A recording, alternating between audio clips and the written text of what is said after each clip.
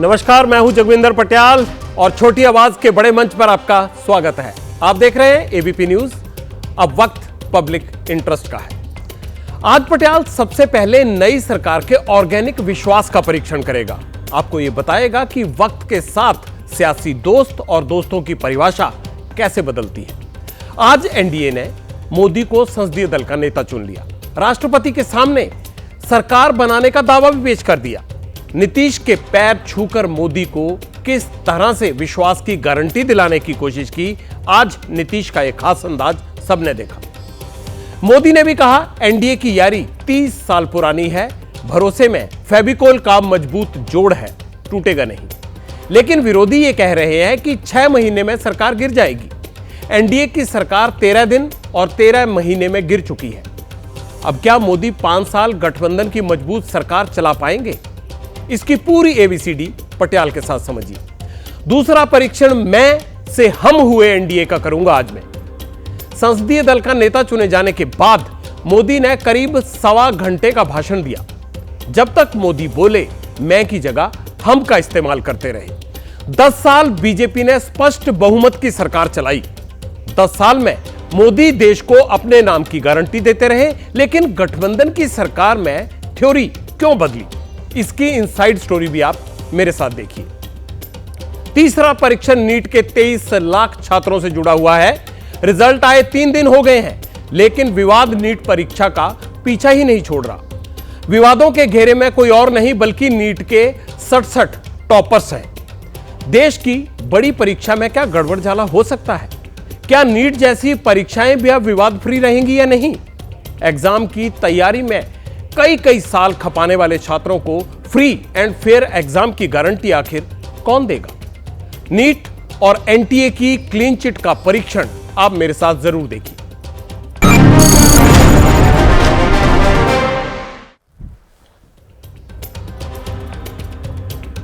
सबसे पहले पटियाल एनडीए के ऑर्गेनिक विश्वास का परीक्षण करेगा। आज सुबह 11 बजे पुरानी संसद में नई सरकार की नींव रखी गई। संसदीय दल की बैठक हुई। एनडीए के 293 सांसद, 13 सहयोगी दल सभी इस बैठक में शामिल हुए। एनडीए शासित सभी राज्यों के सीएम और डेप्यूटी सीएम भी वहां पर मौजूद रहे। रक्षा मंत्री राजनाथ सिंह ने प्रधानमंत्री पद के लिए नरेंद्र मोदी के नाम का प्रस्ताव रखा। सहयोगी दलों ने प्रस्ताव का समर्थन किया। मोदी को तीसरी बार संसदीय दल का नेता चुना गया। पुरानी संसद से एनडीए के अटूट विश्वास का एक संदेश भी दिया गया पूरे देश को। एकजुटता दिखाने के लिए मोदी के मंच पर 13 खास लोगों को जगह दी गई। ये सभी नई सरकार के तारणहार हैं। सेंट्रल हॉल में मोदी के मंच पर किसे कितना सम्मान मिला, इसके लिए मैं आपको एक खास तस्वीर दिखाता हूं। मोदी की बाईं तरफ चंद्रबाबू नायडू बैठे थे और उनके बगल में कौन थे? नीतीश कुमार। उनसे आगे एकनाथ शिंदे और चिराग पासवान, जीतनराम मांझी और उसके बाद अनुप्रिया पटेल बैठे थे। मोदी की दाईं तरफ उनकी पार्टी के यानी बीजेपी के नेता अमित शाह और राजनाथ थे। फिर जेडीएस के कुमारस्वामी, एनसीपी के अजीत पवार और आगे उनसे जनसेना पार्टी के पवन कल्याण। यह पूरा मंच था। वैसे 13 का आंकड़ा बीजेपी को सूट नहीं करता है। ऐसा मैं इसलिए कह रहा हूं क्योंकि एक दौर था जब 13 दिन और फिर 13 महीने के बाद एनडीए की सरकार गिर गई थी, क्योंकि गठबंधन के सहयोगियों ने दोनों ही बार अपना समर्थन का हाथ पीछे खींच लिया था। अटल बिहारी वाजपेयी तब प्रधानमंत्री थे। एनडीए की 30 साल की दोस्ती में क्या वाकई फेविकोल का जोड़ पक्का है? इसका भी परीक्षण करूंगा, लेकिन पहले 5 तस्वीरें आपको दिखाता हूं। इससे एनडीए की नई दोस्ती के अध्याय को आप अच्छी तरह समझ पाएंगे। आज सुबह मोदी संसद पहुंचे, उनका जोरदार स्वागत हुआ। मोदी ने सबसे पहले संविधान को नमन किया, फिर उन्हें एनडीए सांसदों ने अपना नेता चुना। यहां गजब की केमिस्ट्री बिहार के सीएम और बीजेपी के संकट मोचक बने नीतीश कुमार ने दिखाई। समर्थन का ऐलान करने के बाद मंच पर पहुंचे, मुस्कुराकर मोदी के मन में उतरने के लिए चुन चुन कर शब्दों का इस्तेमाल किया। मंच से वापस कुर्सी की तरफ लौट रहे थे तो रास्ते में मोदी के पांव छूने के लिए झुक भी गए। एनडीए में नीतीश की भूमिका और मोदी के दिल में सम्मान पाने का शायद इससे बड़ा मैसेज नीतीश कोई और दे नहीं सकते थे।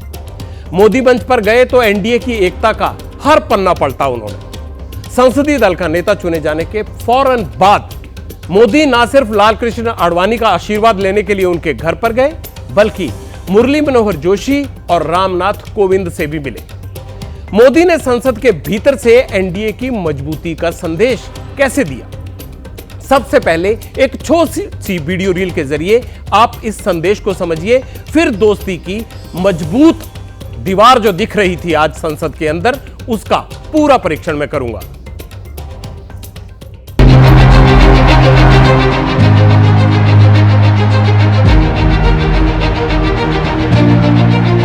स्वागत है भाई, स्वागत है, स्वागत है भाई, स्वागत है,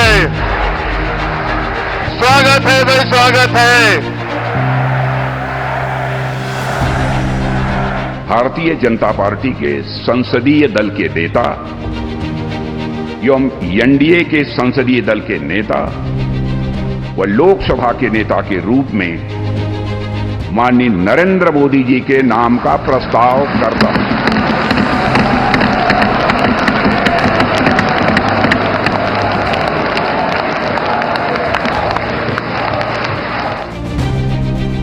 हम लोग पूरे तौर पर सब दिन इनके साथ रहेंगे और पूरे तौर पर जो कुछ भी है आज जिस तरह से भी ये करेंगे बहुत अच्छा है। बिहार का भी तो सब काम हो ही जाएगा, जो कुछ भी बचा हुआ है उसको ही कर देंगे।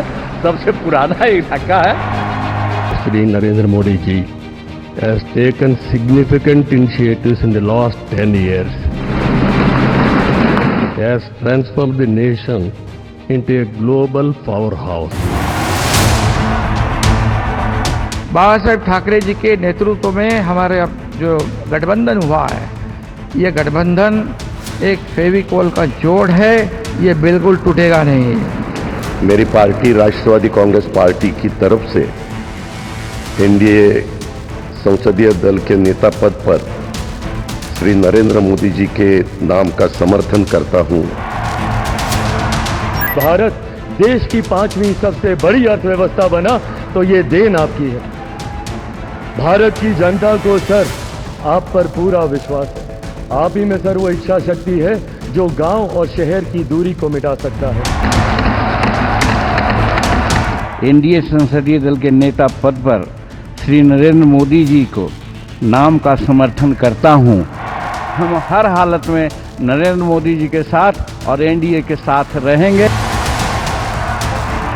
आपका ये पूरा एनडीए परिवार मजबूती के साथ आपके पीछे और आपके साथ खड़ा है। आप हमारा नेतृत्व करें। Modi ji, you truly inspired the nation. As long as you are the Prime Minister of this country, our country will never bow down to anyone, sir.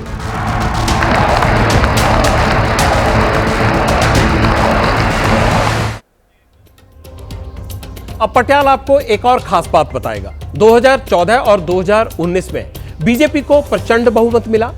दावा किया जाता है कि एनडीए ने 10 साल तक सिर्फ मैं की ही बात सुनी थी। हम कहीं ढूंढे नहीं मिलता था, लेकिन वक्त ने करवट बदली तो संसदीय दल की बैठक में आज मैं वाली थ्योरी गायब हो गई और हम का डंका बजा। ऐसे में क्यों कह रहा हूं, इसके लिए कुछ दिलचस्प पॉइंट आपको दिखाना चाहता हूं। अपने आज के संबोधन में पीएम मोदी ने 50 से ज्यादा बार मैं की जगह हम और एनडीए शब्द का इस्तेमाल किया। विपक्षी दल कहते हैं कि 10 साल की एनडीए सरकार में पीएम चुनिंदा शब्दों का ही इस्तेमाल करते थे, जैसे कि मोदी गारंटी देता है, यह मोदी की गारंटी है, यह मोदी का वादा है, वगैरह वगैरह। वक्त बदलता है तो ताकत का धुरा भी बदलता है, अल्फाज भी बदलते हैं और आदत भी बदलती है।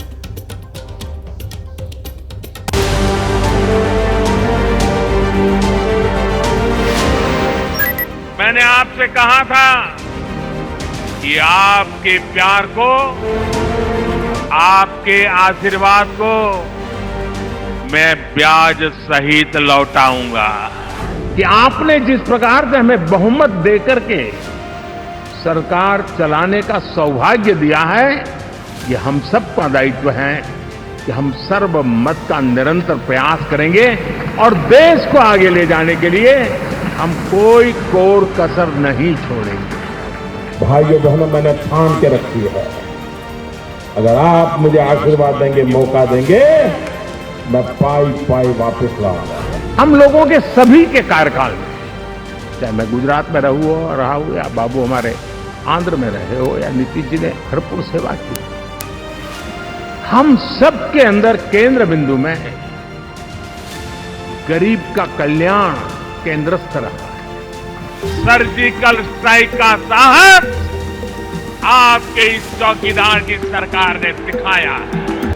हम विजय को पचाना जानते हैं। मेरे लिए चुनाव अभियान एक प्रकार से 5 साल का जनता जनार्दन के सहयोग का धन्यवाद अभियान था। हमारा ये अलायंस सच्चे अर्थ में भारत की असली जो स्पिरिट है, भारत की जड़ों में जो रचा बसा है, उसका एक अर्थ में प्रतिबिंब है।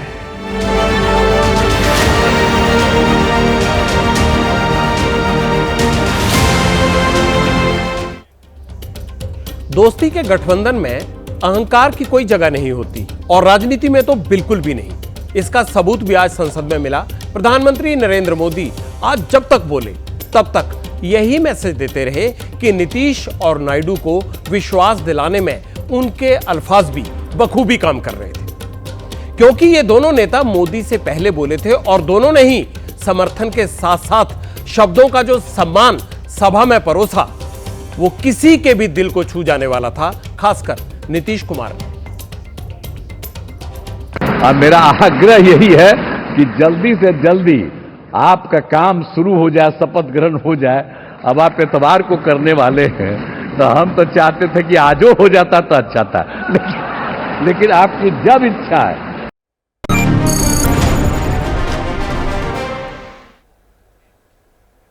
पब्लिक इंटरेस्ट में अब पटियाल लगातार तीसरी बार सरकार बनाने जा रहे हैं और एनडीए की एकता का परीक्षण करना जरूरी समझता है। एनडीए में नरेंद्र मोदी को अपना नेता चुन लिया है। राष्ट्रपति से मिलकर सरकार बनाने का दावा भी पेश किया गया है। 9 जून को शाम 7:15 बजे मोदी तीसरी बार प्रधानमंत्री पद की शपथ लेंगे। शपथ ग्रहण समारोह राष्ट्रपति भवन के प्रांगण में ही होगा, लेकिन विपक्षी कह रहे हैं कि एनडीए सरकार ज्यादा दिन चलने वाली नहीं है और इसकी वजह वो क्या बताते हैं, नीतीश कुमार को ही बताते हैं। बीजेपी की तो बैठक होने नहीं दी प्रधानमंत्री ने। क्यों डरते थे कि कोई और नहीं चुन लिया जाए? ये कभी सुना है आपने कि पार्टी ने अपना नेता नहीं चुना, गठबंधन का नेता पहले चुन लिया हो? कभी हुआ ऐसा? तो ये भय दिखाता है कि भाजपा के भीतर क्या चल रहा है। आने वाले कुछ हफ्ते, कुछ महीने बहुत रोचक होंगे भारतीय राजनीति में। एक तूफान बन चुका है, वो जो क्या कहते हैं आप लोग, जब साइक्लोन आता है तो एक प्रेशर एरिया बन चुका है। प्रेशर एरिया एक नहीं अनेक बन चुके हैं। नागपुर में रेशिम बाग में एक प्रेशर एरिया बना हुआ है, गडकरी जी की मन में एक प्रेशर एरिया बना हुआ है, लखनऊ में गोरख मठ में, गोरखनाथ जी के मठ में एक प्रेशर एरिया बना हुआ है। इस इतने सारे प्रेशर एरियाज बने हुए हैं, नायडू जी और नीतीश कुमार जी को कुछ करने की आवश्यकता नहीं है। जो होना है भीतर से ही हो जाएगा। टाइगर को कोई कैद कर ले, पिंजड़े में बंद कर दे, तो वो टाइगर किस काम का? टाइगर जिंदा है। अगर राजनीतिक सेंस से ये लगाया गया है तो वो तो दिखेगा जो अब कि टाइगर जनता के काम आएंगे, जनता का भला होगा। तो आदरणीय नीतीश कुमार जी अभी सरकार में शामिल हो रहे हैं, तो बिहार की जनता को आशा और उम्मीद है कि जो वादा किया था, विशेष राज्य का दर्जा, विशेष package, central university Patna university को बनाना, अब जातीय जनगणना, ये सब मुद्दे पर वो क्या करते हैं। देश में 10 साल बाद फिर से गठबंधन की सरकार का दौर लौट रहा है। गठबंधन की सरकारों का इतिहास देश में बड़ा ही विचित्र रहा है। हमारे देश को 31 साल गठबंधन सरकारों ने ही चलाया है, लेकिन उन सरकारों की स्थिरता पर हमेशा शक के बादल मंडराते रहे। यहां कुछ आंकड़े आपको दिखाने जा रहा हूं जो गठबंधन सरकारों की अस्थिरता की तरह इशारा करते हैं। 1977 में जनता पार्टी की सरकार पहली गठबंधन सरकार थी।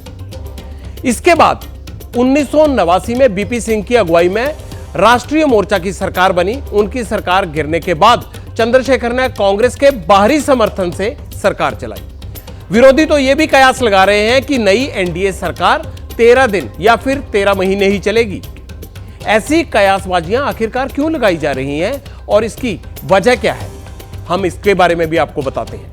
1996 में लोकसभा चुनाव के दौरान बीजेपी 160 सीटें हासिल कर पाई, सबसे बड़ी पार्टी बन गई। कांग्रेस को 140 मिली और जनता दल को सिर्फ 46 सीटें।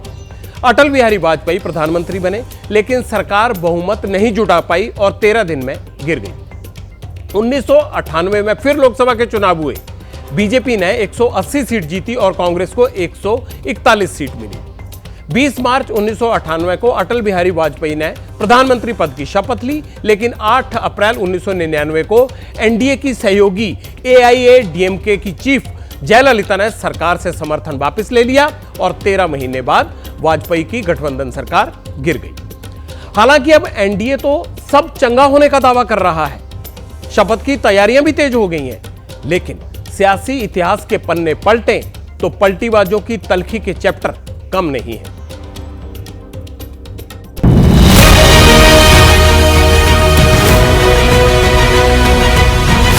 ये हमारे मित्र को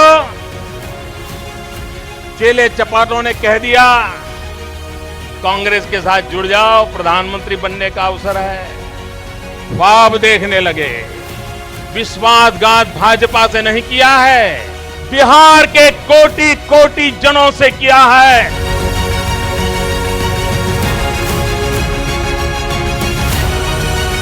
हुंकार से अहंकार टपकता है, इनका भेद तो खुल गया।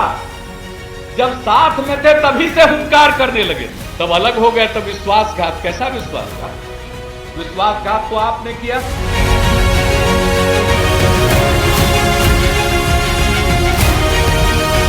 बहुत सारे इलाज से तब केंद्र में सरकार बनी थी, कोई तो गलतफहमी न पाले कि कोई एक पार्टी को, और एनडीए जब हम लोग थे तब भी उसको कोई पूर्ण बहुमत मिलने वाला। प्रधानमंत्री बनने के लिए 272 एमपी चाहिए, वो एनडीए से भी नहीं होता। लोकतंत्र में इतना अहंकार कभी जनता माफ नहीं करती है। अब जितने ऐसे अहंकारी नेता हैं, उनको मैं सार्वजनिक रूप से कहता हूं कि वो घोषणा करें बिहार के नागरिकों के हक को अपने अहंकार के कारण ठुकराएंगे नहीं।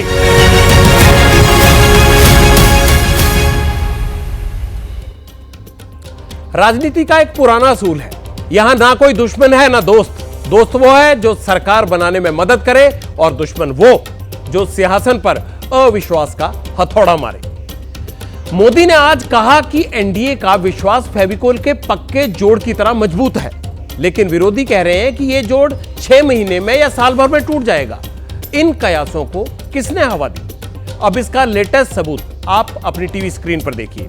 छत्तीसगढ़ के पूर्व सीएम भूपेश बघेल ने एक ट्वीट किया।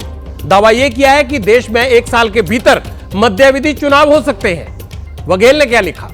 कहते हैं कार्यकर्ता सभी तैयार रहें, फडणवीस इस्तीफा दे रहे हैं, योगी जी की कुर्सी डोल रही है, भजनलाल शर्मा भी डगमग डगमग कर रहे हैं। सरकार बनी नहीं, लेकिन जेडीयू प्रवक्ता अग्निवीर योजना रद्द करने और जातीय जनगणना की बात करने लगे हैं। ये सब वो मुद्दे हैं जो राहुल गांधी जी लेकर चले हैं, ये बघेल कह रहे हैं। इधर सरकार शपथ ग्रहण की तैयारियां चल रही हैं, लेकिन कांग्रेस इसे बैसाखियों के सहारे की सरकार बता रही है। 400 पार का नारा देने वाले लोगों को देश की जनता ने रिजेक्ट कर दिया है। नैतिकता के आधार पर देश के प्रधानमंत्री को राजीनामा देना चाहिए था, लेकिन 2 बैसाखियों की बुनियाद पर वो सरकार बना रहे हैं। तो बैसाखी पे चलने वाला आदमी ज्यादा दिन तक नहीं टिकता। बैसाखी एक दिन हटेगी और ये सरकार फिर गिरेगी। करेगी सरकार 5 साल पूरा नहीं कर पाएगी। बिल्कुल नहीं। जिस तरह से दोनों पार्टियों में जो मतभेद है, चाहे चंद्रबाबू नायडू जी हों या नीतीश बाबू जी हों, इनकी पार्टियों का जो एजेंडा है, उनकी पार्टियों की जो सोच है, चंद्रबाबू नायडू जी ने चुनाव में अपना खुद का पर्सनल घोषणा पत्र जारी किया है और कहा है कि हम वहां पर ये करेंगे, ये करेंगे, ये करेंगे। क्या भारतीय जनता पार्टी उनके मैनिफेस्टो से सहमत है? पहले वो सार्वजनिक करे। तो सवाल ये पैदा होता है कि बैसाखी पे खड़ी हुई सरकार ज्यादा दिन टिकेगी नहीं। ये सरकार उसी बैसाखी के हटने से एक दिन ये सरकार गिरेगी। एनडीए गठबंधन की सरकार को विरोधी बैसाखियों की सरकार क्यों कह रहे हैं और क्यों बार बार शक की उंगली नीतीश कुमार की तरफ उठ रही है? इसकी वजह है नीतीश कुमार का बार बार पाला बदलना। अब मैं आपको नीतीश का पलटी मारू अंदाज और उनका पलटी मारू इतिहास बताता हूं। 1985 में विधायकी से अपना राजनीतिक करियर उन्होंने शुरू किया। 1990 में लालू को मुख्यमंत्री बनने में मदद की। ये वो दौर था जब नीतीश लालू को बड़ा भाई मानते थे। लेकिन 1994 में नीतीश ने लालू के खिलाफ बगावत कर दी। राजनीतिक रिश्ते खत्म हो गए। 2013 में एनडीए छोड़ दी इस बात पर कि उनकी जगह मोदी को पीएम कैंडिडेट क्यों बनाया गया। 2015 में आरजेडी से हाथ मिलाया, महागठबंधन की सरकार बनाई। 2017 में तेजस्वी यादव पर भ्रष्टाचार के आरोप लगे तो नीतीश ने आरजेडी से दोस्ती खत्म कर दी, बीजेपी से दोबारा हाथ मिला लिया। पलटी मारने का यह सिलसिला चलता ही रहा, यही खत्म नहीं हुआ। अगस्त 2022 में नीतीश ने बीजेपी का साथ छोड़कर फिर एक बार लालू से हाथ मिला लिया। जनवरी 2024 में नीतीश ने फिर पलटी मारी और महागठबंधन छोड़कर एक बार फिर एनडीए में शामिल हो गए। वापसी के बाद नीतीश कुमार की जुबान पर बस एक ही बात है और वो बीजेपी और एनडीए के साथ ही रहेंगे, कहीं नहीं जाएंगे। लेकिन नीतीश कुमार के मन में चल क्या रहा है? नई सरकार को लेकर सब कुछ क्या सही दिशा में चल रहा है? ऐसे सवाल क्यों खड़े हो रहे हैं अगर वाकई सब कुछ सही है तो? यह समझने के लिए आज दो तस्वीरें सामने आई, आप भी उन पर जरा गौर कीजिए। पहली तस्वीर सेंट्रल हॉल में एनडीए संसदीय दल की बैठक की है। बैठक में नीतीश कुमार ने पहले नरेंद्र मोदी के समर्थन का जो ऐलान किया, उसके बाद नीतीश कुमार और नरेंद्र मोदी की जो अलग केमिस्ट्री देखने को मिली, नीतीश कुमार सम्मान देते हुए उनके पांव छूने के लिए झुके। प्रधानमंत्री ने नीतीश को पांव छूने से रोका और उन्हें गले लगा लिया। दूसरी तस्वीर बिहार की राजधानी पटना की है, जहां नीतीश कुमार का एक पोस्टर सुर्खियों में है और पोस्टर में नीतीश कुमार को टाइगर बताते हुए क्या लिखा गया? टाइगर जिंदा है, यह लिखा गया। लोकसभा चुनाव में जेडीयू ने 12 सीटें जीती हैं। जेडीयू एनडीए की सबसे बड़ी पार्टी बनी हुई है एक तरह से। इसके बाद जेडीयू जोश भी हाई है उसका। जेडीयू को लगता है कि अब तो सब कुछ मिल जाएगा। नीतीश के कार्यकर्ता पोस्टर लगाकर संदेश देने में लगे हैं कि नीतीश बिहार ही नहीं, देश की राजनीति में भी सबकी जरूरत है। लेकिन जेडीयू के साथ साथ अब बिहार बीजेपी के नेता भी नीतीश की तारीफ में बार बार कसीदे पढ़ रहे हैं। नीतीश जी के विषय में भ्रामक बातें करना कुछ लोगों की आदत है ताकि उनको टीआरपी मिल सके मीडिया की। लेकिन नीतीश कुमार जी की स्वीकार्यता शुरू से रही है बिहार के अंदर, और इस बार जिन भी लोगों ने उनकी क्रेडिबिलिटी पर सवाल उठाया, उनको बिहार की जनता ने माकूल जवाब दिया है। और इसमें कोई नई बात नहीं है कि आगामी 2025 का जो विधानसभा का चुनाव है वो भी हमारे नेता नीतीश कुमार जी के नेतृत्व में मजबूती के साथ लड़ा जाएगा। इब्तदा इश्क खैर होता है क्या, आगे आगे देखिए होता है क्या। तो आगे चल के कुछ बड़ा फैसला भी हो सकता है। कुछ भी हो सकता है।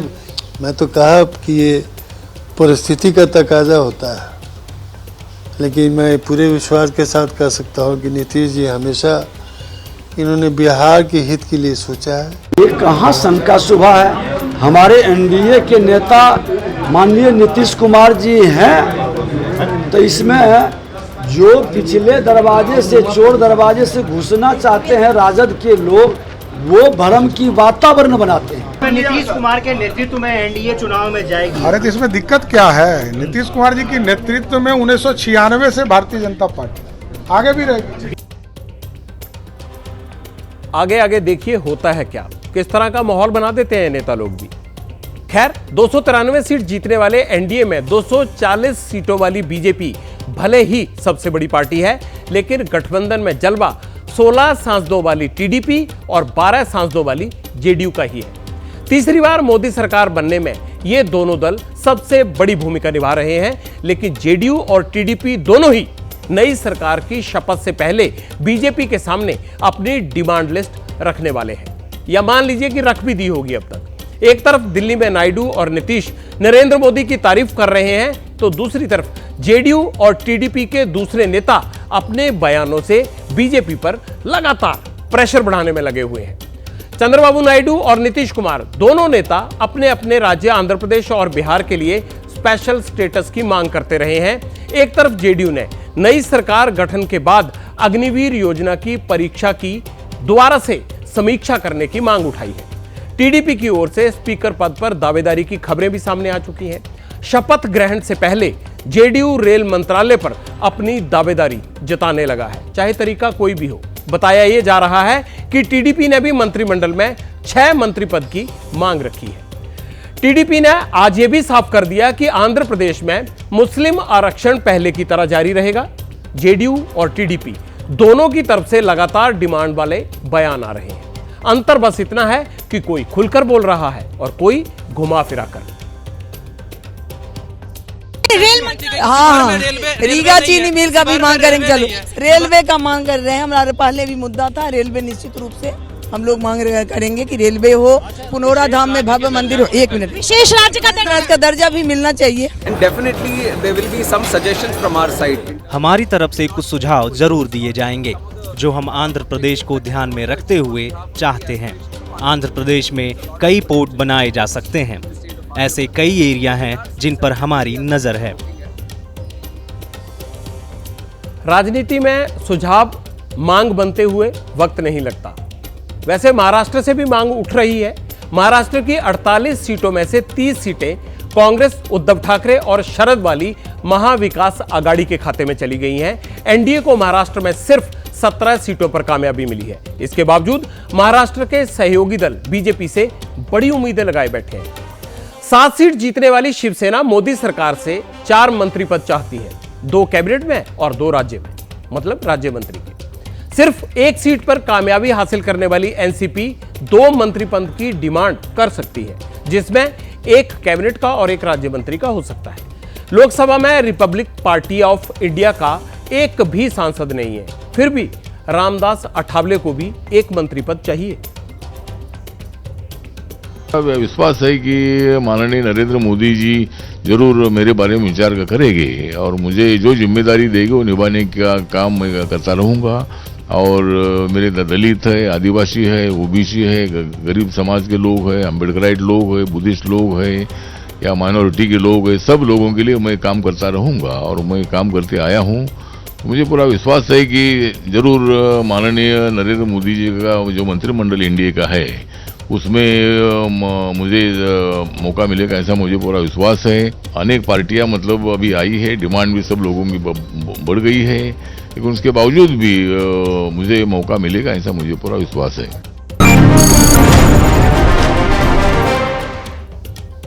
यहां नरेंद्र मोदी अपने एनडीए के दलों को एडजस्ट करने की बात कर रहे हैं, किसी तरह से मान मनोबल हो जाए, लेकिन पुराने साथी बिना सीट के भी अपने दावेदारी छोड़ने को तैयार नहीं है। गजब की स्थितियां हैं हमारी राजनीति में। अब पटियाल बीजेपी के प्रदर्शन पर महंगाई के असर वाला परीक्षण करेगा। एक तरफ नई सरकार की तैयारियां चल रही हैं तो दूसरी तरफ बीजेपी हार की समीक्षा में भी जुटी है, जिन सीटों पर उनकी बड़ी हार हुई।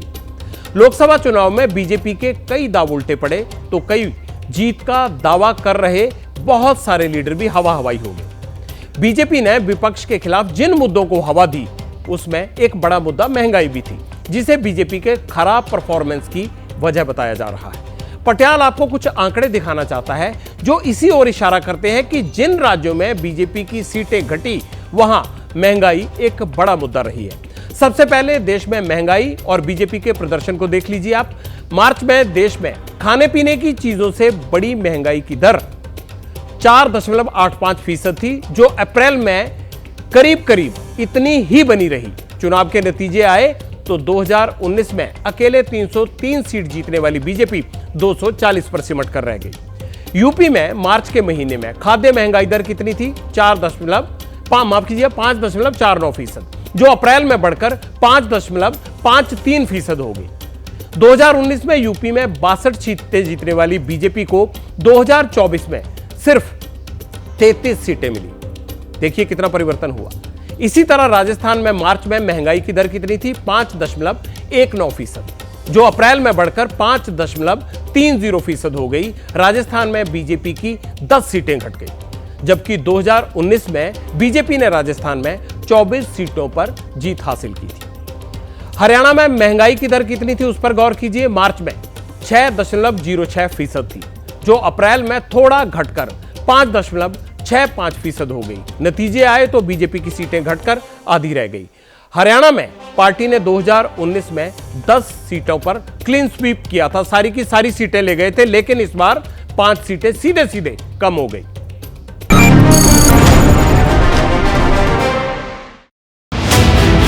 नीट परीक्षा का घमासान।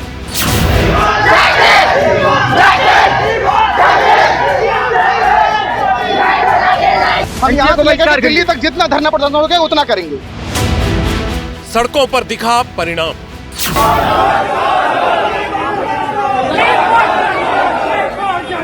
नीट का रिजल्ट दोबारा घोषित करें या फिर हमें री नीट चाहिए। ग्रेस मार्क्स से बने नीट टॉपर।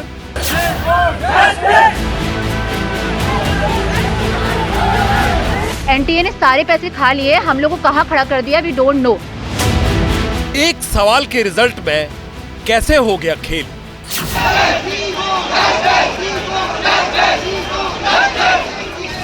5 मई को पकड़ा गया, पेपर लीक हुआ, FIR हुआ, FIR कॉपी जलाई गई। हम लोग इकट्ठा कर रहे हैं, पूरे प्रदेश से लोग इकट्ठा करके हम एनटीए का ऑफिस जाम करेंगे। 23 लाख छात्रों को विश्वास की गारंटी आखिर कब।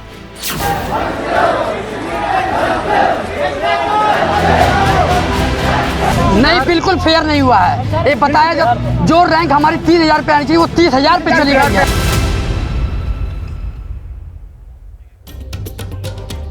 अब पटियाला मेडिकल एजुकेशन के लिए हुई नीट परीक्षा से जुड़े विवाद का परीक्षण करेगा एनटीए, यानी नेशनल टेस्टिंग एजेंसी ने 5 मई 2024 को देश भर में नीट एग्जाम करवाया था। लाखों छात्रों ने यह एग्जाम दिया था। 4 जून को नतीजा घोषित हुआ तो टॉपर्स की लाइन लग गई। 67 एप्लीकेंट 720 में से 720 अंक लेकर पहले नंबर पर आ गए। यही टॉपर्स अब नीट एग्जाम में तथाकथित गड़बड़ झाले की सबसे बड़ी वजह बन गए हैं। एनटीए पर एग्जाम लीक का आरोप लग रहा है कि पेपर लीक हुआ था क्या, ऐसे सवाल उठाए जा रहे हैं। टॉपर्स की लिस्ट पर विवाद छिड़ा हुआ है और सवाल यह पूछा जा रहा है कि 23 लाख में से सिर्फ 2 छात्रों के मार्क्स को नॉर्मलाइज क्यों किया गया। ग्रेस मार्क्स पर भी विवाद है। हरियाणा के फरीदाबाद में एक सेंटर बना, उस सेंटर के टॉपर्स का रोल नंबर आसपास होने के कारण सवाल यह उठाया जा रहा है कि आगे पीछे बैठने वाले इतने स्टूडेंट्स एक ही सेंटर के एक साथ टॉपर कैसे बन गए। रिजल्ट 14 मई को घोषित होना था, लेकिन 4 जून को क्यों डिक्लेयर हुआ, इसलिए रिजल्ट की तारीख पर भी विवाद है। नीट टॉपर्स पर सवाल उठाए क्यों गए। क्या टेस्टिंग एजेंसी ने एग्जाम करवाने के लिए कोई लापरवाही की। नीट के एग्जाम में ग्रेस मार्क्स के नाम पर क्या कोई खेल हुआ है। एक क्वेश्चन में कैसे नीट ने पूरे एग्जाम को अलग अलग जवाब देने के लिए कटघरे में खड़ा कर दिया। पटियाला आपको इन सारे सवालों के जवाब देगा। एबीपी न्यूज ने एग्जाम कंडक्ट करने वाली एजेंसी एनटीए से इस मसले पर सवाल किए तो उनका लिखित जवाब आया। पहले आप वो जवाब जान लीजिए। एनटीए का कहना है कि कट ऑफ स्कोर हर साल ओवरऑल स्कोर के आधार पर तैयार किया जाता है। इस साल ज्यादा कट ऑफ का कारण स्टूडेंट की ओवरऑल बेहतर परफॉर्मेंस है, यह एनटीए ने कहा। एनटीए के मुताबिक हर साल कट ऑफ और एवरेज मार्क्स अलग अलग होते हैं। साल 2020 में एवरेज मार्क्स 297.18 थे, जबकि इस साल ये बढ़कर 325.55 हो गए। एग्जाम के दौरान अभ्यर्थी ने कम टाइम मिलने की शिकायत की थी। इस पर एनटीए का कहना है कि सीसीटीवी फुटेज के आधार पर शिकायतों को देखा गया और उनकी जांच करने के बाद जिन अभ्यर्थियों को टाइम कम मिला था, ऐसे 1563 अभ्यर्थियों को ग्रेस मार्क्स दिए गए हैं। जिन्हें ग्रेस मार्क्स मिले, ऐसे 2 अभ्यर्थियों का स्कोर 718 और 719 था। ये दोनों टॉपर लिस्ट में शामिल हो गए, इसलिए इनके स्कोर नॉर्मलाइज करने पर सवाल खड़ा हुआ है। एनटीए ने पेपर लीक से साफ मना किया है, लेकिन नकल करने वालों के खिलाफ मामले दर्ज करने की बात जरूर कही है। उसकी जांच चल रही है। ग्रेस मार्क्स से कैसे नीट के बाकी अभ्यर्थियों का खेल बिगड़ा, स्कोर बिगड़ा, यह आपको आगे बताऊंगा। पहले दिल्ली सरकार के शिक्षा मंत्री आतिशी को नीट रिजल्ट पर और उस विवाद पर क्या कहना है, यह सुन लीजिए। कि भारतीय जनता पार्टी की सरकारें देश भर में जानी जाती हैं पेपर लीक के लिए, चाहे वो मध्य प्रदेश का जाना माना व्यापम घोटाला हो, चाहे वो हरियाणा में होने वाले पेपर लीक हो, चाहे वो गुजरात में लगातार हो रहे पेपर लीक हो। इस बार भी नीट के एग्ज़ाम में जहां से दो सबसे सीरियस खबरें आई हैं वो भी भारतीय जनता पार्टी शासित प्रदेश हैं। पहली बिहार से, जहां पर नीट का एग्ज़ाम होने से पहले ही पेपर लीक की खबर आ गई लेकिन अभी तक कोई एक्शन नहीं हुआ। दूसरा हरियाणा से, जहां पर एक ही कोचिंग सेंटर से इतने बच्चों के एक जैसे नंबर 1 नंबर आए लेकिन अभी भी कोई एक्शन नहीं हुआ। चलिए अब आपको नीट रिजल्ट विवाद की तह तक लेकर चलता हूं, लेकिन पहले आप ये जान लीजिए कि नीट का ये एग्जाम कितने लाख अभ्यर्थियों से जुड़ा हुआ है। इस साल 23 लाख से ज्यादा स्टूडेंट्स ने नीट एग्जाम के लिए रजिस्ट्रेशन करवाया था और उनमें 9,96,393 लड़के थे और 13,31,221 लड़कियां शामिल थी। अब आपको विवाद की सबसे बड़ी वजह बताता हूं। दरअसल नीट के रिजल्ट में 67 अभ्यर्थी ऐसे हैं जिनको नंबर 1 रैंक मिला है। इन सभी का स्कोर 720 है, यानी 720 आउट ऑफ 720।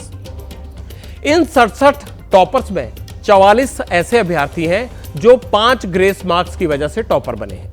अगर इन 44 स्टूडेंट्स को ग्रेस मार्क्स ना मिलते तो उनका स्कोर 715 रहता, लेकिन 5 मार्क्स बढ़ने से वो 720 के अंक पर पहुंच गए और इसी बढ़ोतरी के कारण बाकी स्टूडेंट्स के रिजल्ट का गणित और पोजीशन हिल गया। एनटीए कहता है कि ग्रेस मार्क्स देने का कारण आंसर की में बदलाव है। अब आंसर की का बदलाव क्या है वो भी आपको समझाऊंगा। अब यहां सवाल यह है कि आखिर आंसर की में बदलाव क्यों हुआ। चलिए इसको समझिए।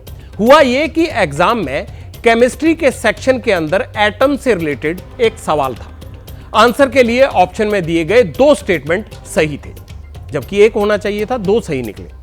29 मई को एनटीए ने नीट की प्रोविजनल आंसर शीट रिलीज की। इसमें ऑप्शन 1 को सही माना गया, लेकिन एनटीए के ऑप्शन पर 10,000 से ज्यादा स्टूडेंट्स ने आपत्ति जता दी कि नहीं, उनका सवाल भी ठीक था। जो एनटीए कह रहा है केवल वही ठीक नहीं था, क्योंकि एनसीईआरटी की पुरानी किताब के आधार पर ऑप्शन 2 भी सही था। अगर पहला ठीक किया तो जो दूसरी किताब थी उसमें दूसरा सही था। बच्चों ने अलग अलग किताबें पढ़ी और दोनों को सही बता दिया, किसी ने एक को किसी ने दूसरे को। कायदे से उन्होंने कहा ये तो दोनों सही हैं, आपने गलत कैसे किया। ऑब्जेक्शन की जांच होने पर पता यह चला कि इस सवाल का जवाब पुरानी एनसीईआरटी की किताबों के हिसाब से अलग था। इसीलिए स्टूडेंट्स ने जो किताबें पढ़ी थी उस हिसाब से आंसर की मार्किंग कर दी। एनटीए का कहना है कि बहुत सारे घरों में बड़े भाई बहनों की किताबें पढ़कर छोटे बच्चे एग्जाम देते हैं। ऐसे में हम पुरानी किताब के हिसाब से दिए गए आंसर को गलत नहीं ठहरा सकते। गलती एनसीईआरटी की हुई ना, बच्चों की तो कोई गलती नहीं हुई। अब इस विवाद पर राजनीति भी खूब हो रही है। कांग्रेस के कन्हैया कुमार इसमें बड़ी धांधली बता रहे हैं। उनको लगता है कि इससे बड़ा गड़बड़ जाला तो हो ही नहीं सकता।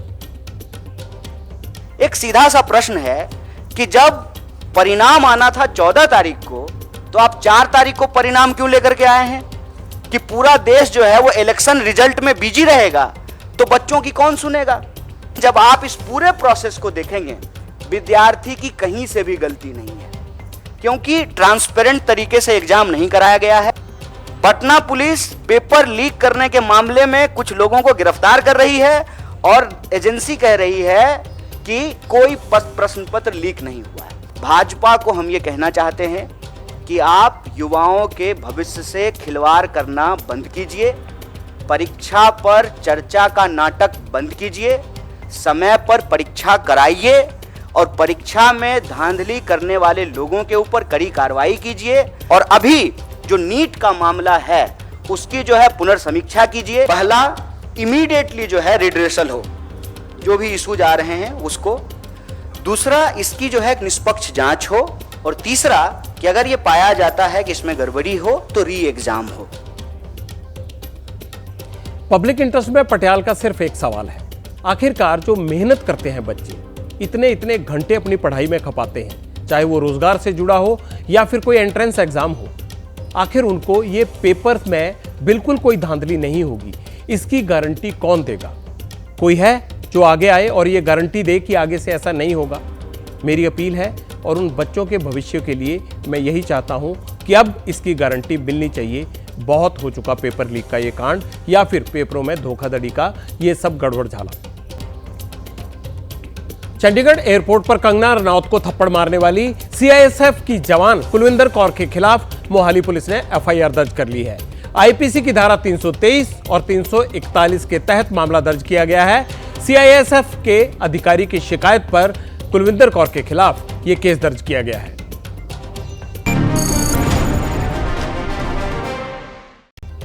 देश में कैंसर मरीजों के लिए चिंता की खबर है। कैंसर की प्रतिबंधित दवा बेचने का एक गिरोह पकड़ा गया है और दिल्ली पुलिस ने दावा किया है कि यह गिरोह एक अंतर्राष्ट्रीय गिरोह है जो विदेश से खराब दवाएं लाकर भारत में बेचता था। पब्लिक इंटरेस्ट में आज इतना ही। एबीपी न्यूज पर खबरों का सिलसिला जारी है। अब आपसे मुलाकात होगी सोमवार रात 9 बजे। शुभ रात्रि।